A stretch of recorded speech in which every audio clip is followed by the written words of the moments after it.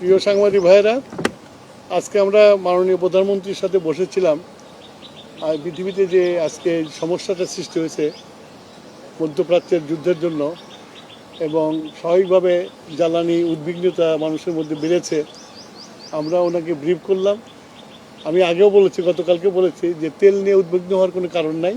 আমরা রেশনিংটা করেছি এই জন্যই যে একটা অনিশ্চয়তা আছে, এই যুদ্ধটা কতদিন চলবে, সেই জন্য আমরা একটা রেশনিং করেছিলাম। কিন্তু মানুষ এই রেশনিংটাকে ভয় পেয়ে স্টক করা শুরু করেছে।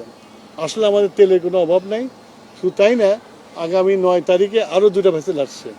সুতরাং তেলের কোনো সমস্যা নাই।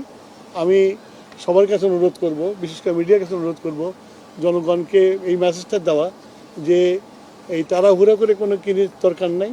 আমাদের কাছে মজুদ আছে, আমরা পেট্রোল পাম্পে তেল দিচ্ছি এবং চলবে। এটার জন্য লাইন দিয়ে সারা রাত জাগার কোনো প্রয়োজন নাই। মানুষ তেল গেলে তেল পাবে। একদিকে লাইন দিচ্ছে, আবার অনেক জায়গায় পাম্প, আজকেও কয়েকটা পাম্পে তেল পাওয়া যায় না। তো এই পাম্প ম্যানেজমেন্ট পাম্প ম্যানেজমেন্টে আমরা তো নির্দিষ্ট পরিমাণে তেল দিচ্ছি। এখন কোনো পাম্প যদি জলদি বিক্রি করে ফেলে, তারপরে তো পাবে না, তারপর পরের দিনের জন্য ওয়েট করতে হবে।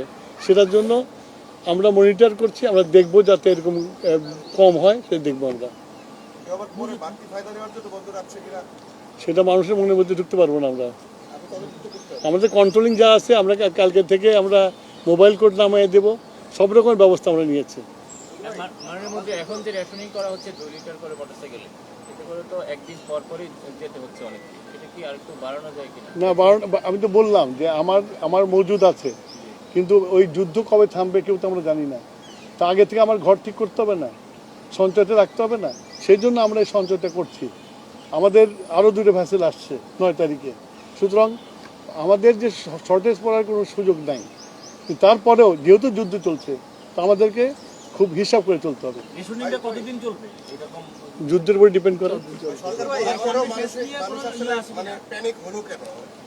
এটা মানুষের, এটা মানে আমরা সবাই করি। এটা খালি মানুষকে বলে লাভ নেই, সবাই করি যে মজুত করার চেষ্টা করি। সে হইতে পারে, কিছু কারণ নেই। তবে আমরা সরকার হিসেবে আশ্বস্ত করতে চাই, এত অড়ি ধরে কিছু কারণ নেই। আমি অত ডিটেলসে যাব না। আমাদের অল্টারনেটিভ, কাতার ছাড়া অল্টারনেটিভ ব্যবস্থা আছে, আমরা চেষ্টা করছি ওই সব জায়গাতে আনার জন্য। বললাম যে আমাদের 2টা ভেসেল আসছে 9 তারিখে। আমাদের এলএনজি, এলপিজি সকল ধরনের তেলের পর্যাপ্ত মজুত রয়েছে এবং আগামী দিনগুলোতে যেন কোনো সংকট না ঘটে সে কারণে আমরা বিকল্প উৎস থেকে আমরা কাজ করছি।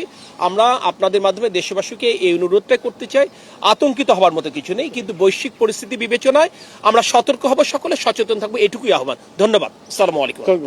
এসব ক্রাইসিস এটাই করতে হয়।